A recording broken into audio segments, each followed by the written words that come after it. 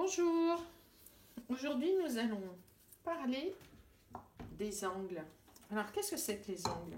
Imaginons qu'on a une bande de papier qui symbolise comme un trait, très épais, et une autre bande de papier. Si je fais toucher ces deux bandes de papier, entre les deux ici, on appelle ça un angle. Il peut être comme ça, comme ça. Je peux aller encore un peu plus loin. Mais cette partie aussi est un angle. Encore un angle. Encore plus petit. Encore plus petit. Et là, il n'y en a plus. Les deux traits sont les uns sur les autres. Ces angles, on peut les mesurer. Et puis, parmi tous ces angles, il y en a un qui est particulier. On va le construire. Je vous propose de prendre un bol. J'en ai un. Et une feuille de papier sur laquelle vous allez poser le bol.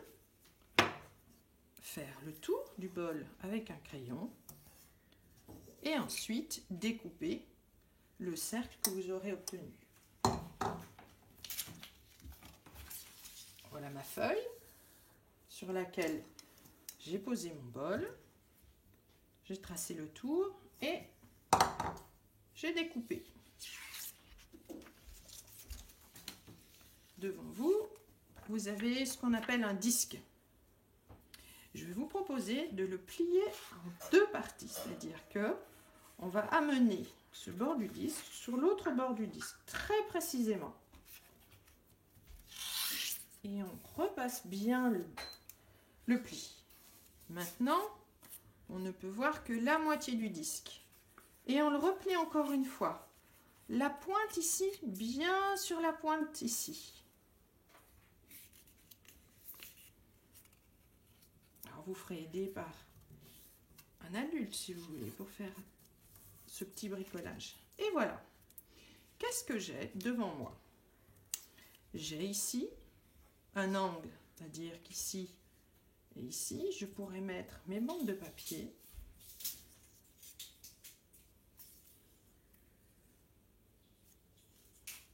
Et ces bandes de papier forment l'angle que j'ai construit ici. Cet angle, il est particulier, il s'appelle l'angle droit. Alors allons-y, hop, construisons l'angle droit avec mes petites bandes de papier.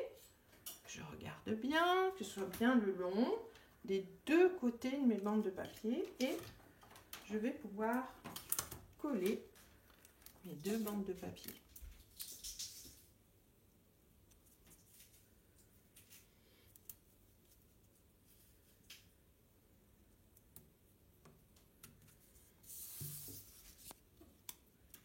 Un bout de scotch d'un côté, un bout de scotch de l'autre côté.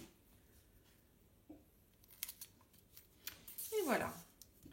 Ici, nous avons ce qu'on appelle un angle droit. Ici, nous avons aussi un angle droit. Alors voilà.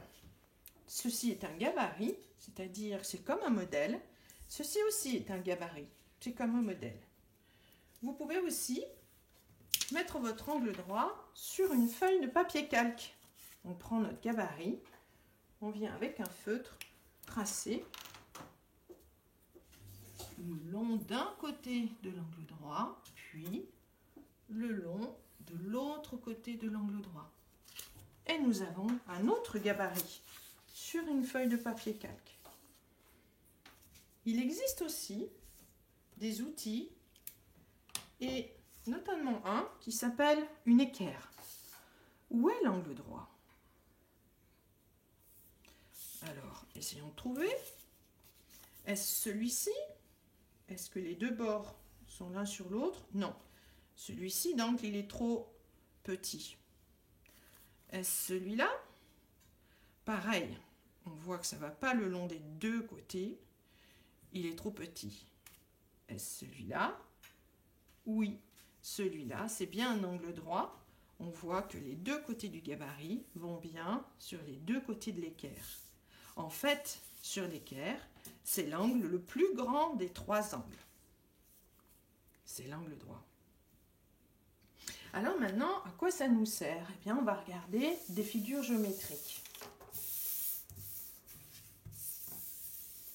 Déjà, regardons des morceaux de droite. Vous vous rappelez, ça s'appelle des segments. Je peux vérifier si c'est un angle droit avec mon gabarit, qui est celui-là. En allant bien le long d'un côté et en regardant si l'autre coïncide. Ouh, j'ai l'impression que ça passe dessous. Cherchons avec un autre gabarit. Tiens, celui-là. Je vais bien d'un côté et de l'autre, ça ne suit pas. Donc ici, l'angle il est plus grand qu'un angle droit. Ce n'est pas un angle droit. Essayons ici. Ça va bien le long. Ici aussi, c'est un angle droit. Et comme c'est un angle droit, je peux écrire un petit signe qui montre que c'est un angle droit. Essayons un autre. Celui-ci. Ah. Celui-ci, est-ce un angle droit? Oui. Je vais bien le long du trait de ce côté, le long ici aussi. C'est aussi un angle droit. Autour de celui-là. Alors, je vais bien le long de ce côté. Et là, ah, on dirait bien que ça passe en dessous. Alors, je peux aussi utiliser celui-là. Je me mets ici. Et là, je vois, en effet, que le trait ne va pas le long de celui-là. Je peux aussi utiliser le gabarit que j'ai fabriqué avec du papier calque. Je viens le poser ici, dessus, et je vois que ça ne forme pas un angle droit. Allez, continuons. Tiens, utilisons celui-là. Commençons par celui-là.